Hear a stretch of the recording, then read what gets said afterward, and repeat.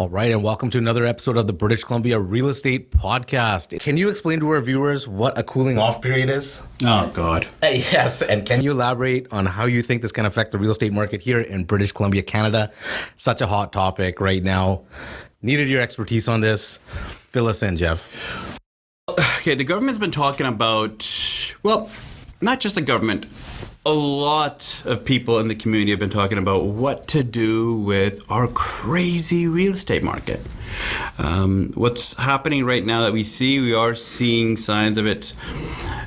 I'm not going to say the word crash because it's not a crash, but we do see signs of corrections happening.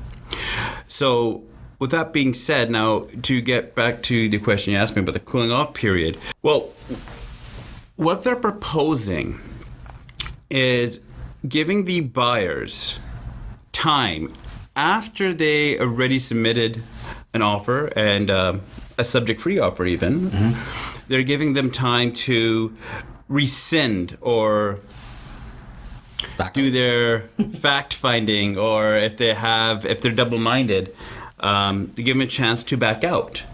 Now, is this fair?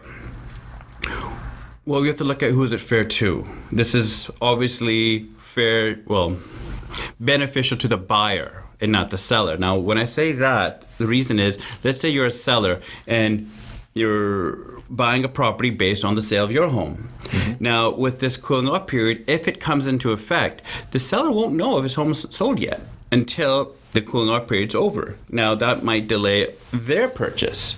So they really can't buy something unless they have a full-fledged deal in place.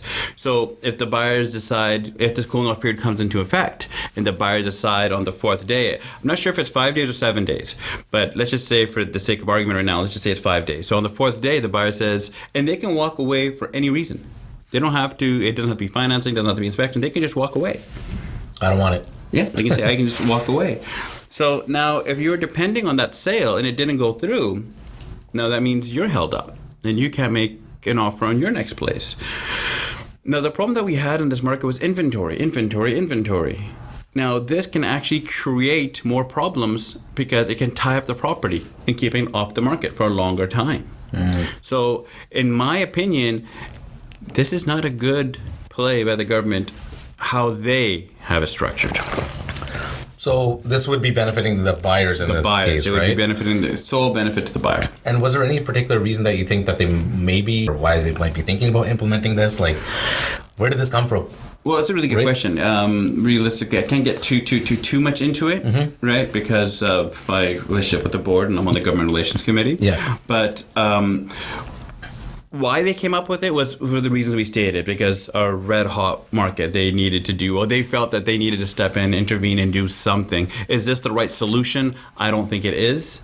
There are variations that can be adapted to this to make it a very viable solution. But this solution right now that they have talked about, I don't think that's the right solution. Yeah, it seems like just a lot of realtors in the industry have kind of felt a similar way about this potential. I haven't met one realtor or a professional in real estate that is in favor of this. Yeah, it just seems like that, right? It's just making the real estate's job more tough. Well, and on clients as well. The other thing, Rick, is that then you have buyers that have deep pockets. Now, how about if they start putting offers on 5-6 properties?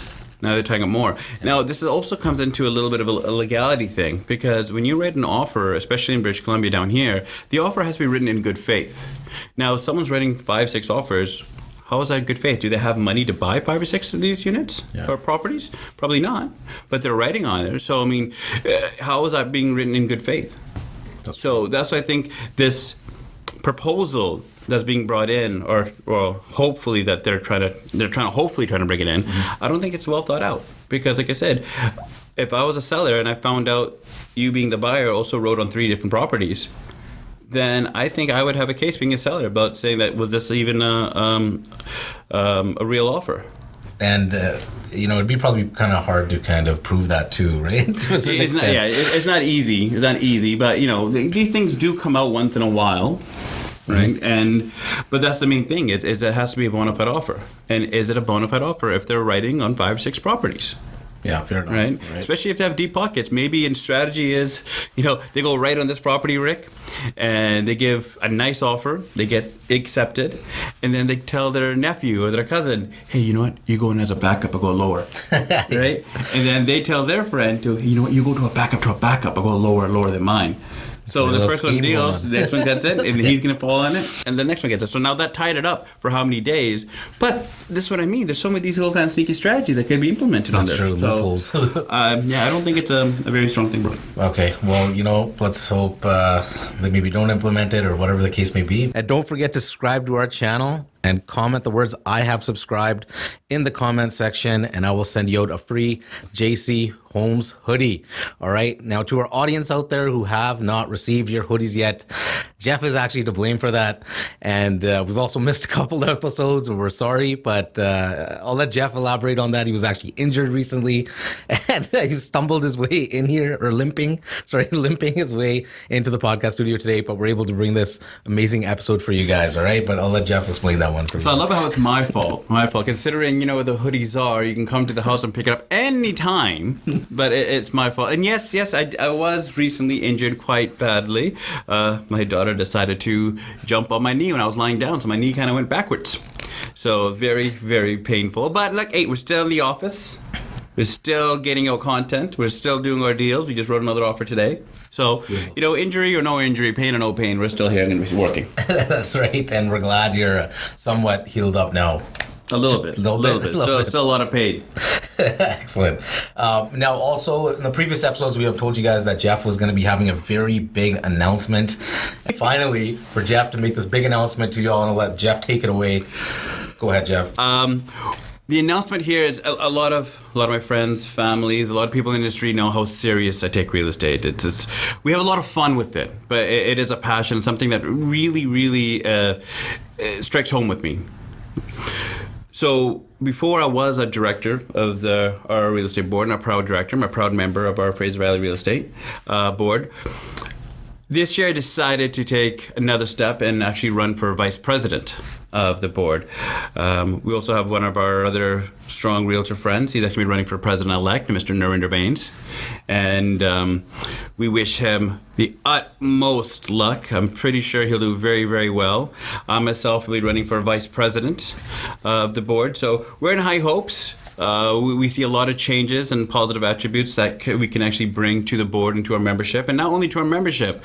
This also helps our public as well by making the membership stronger. Also helps our community and helps our clients as well. So it all starts with foundation. Like I said, we always talk about this in other shows, planning, and we think it's a time right now where we take a stand and try to see what we can do to help further our industry into a positive direction. Beautiful, right? I'm really happy for you there, Jeff, and congratulations. And also shout out to Narinder. Saw you a little while ago there. That's absolutely great news, and with the utmost support, we'll be here with you as well, right? So congrats on that. And don't forget, guys, if you're thinking about relocating anywhere in British Columbia, especially the Lower Mainland, you guys know the number. It'll be on the screen. Don't forget to like, comment, and subscribe to our channel. Jeff, do you got any last points you want to add? I don't know if I want to mention any points anymore, considering you might not be allowed to write the scripts anymore or plan out our segments. Well, so I got nothing to add right now. Nothing. Okay, guys. Well, might add something after the cameras turn off. We definitely have some more amazing content coming for you guys. The hunting video is still coming. So, all those episodes are coming, all that we've been talking about with the accountant. We have some other realtors coming on. So many amazing episodes. It's all coming. So get ready for that. Like, comment, and subscribe. Shout out to all the audio streaming platform listeners out there. Thank you to you all. And with that, Jeff Chadha, JC Homes, Ricky J. We are signing out. British Columbia Real Estate Podcast. Peace out, everybody.